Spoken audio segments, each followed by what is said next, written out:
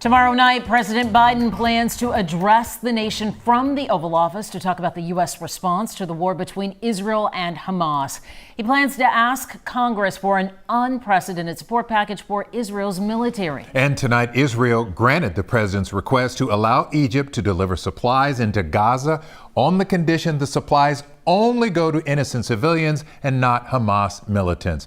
It's the plight of those Palestinians caught in the middle of this war that inspired protests at cities around the country today, including right here in Houston. Hundreds gathered at the Israeli consulate in Greenway Plaza and marched through the streets tonight.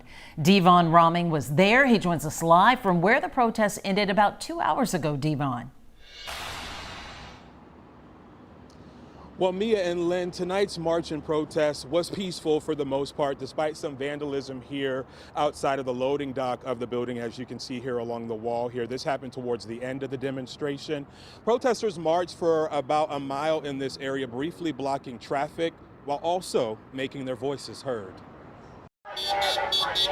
It's what some are calling an emergency mobilization. Lots of emotion in the crowd today. Protesters gathered outside the Israeli consulate with chants to free Palestine and voicing frustration as the Israel-Hamas war rages on. The Palestinian people have endured a multi-decade occupation, meaning they're under military occupation, and under international law, they have a right to resist that occupation.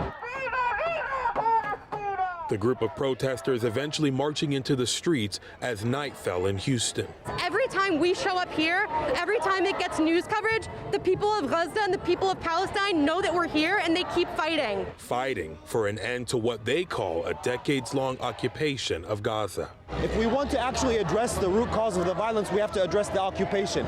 We have to address the denial of human rights, the right to movement, the right to education, the right to health care. It's our responsibility as people in the diaspora, as people in Houston, as colonized people of the global south, to come out and show our support for Palestine and to demand an end to the siege on Gaza.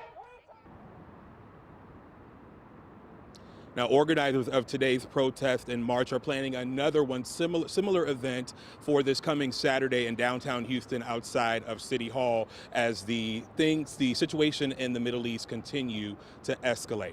In Houston, Devon Rahming, KHOU 11 News.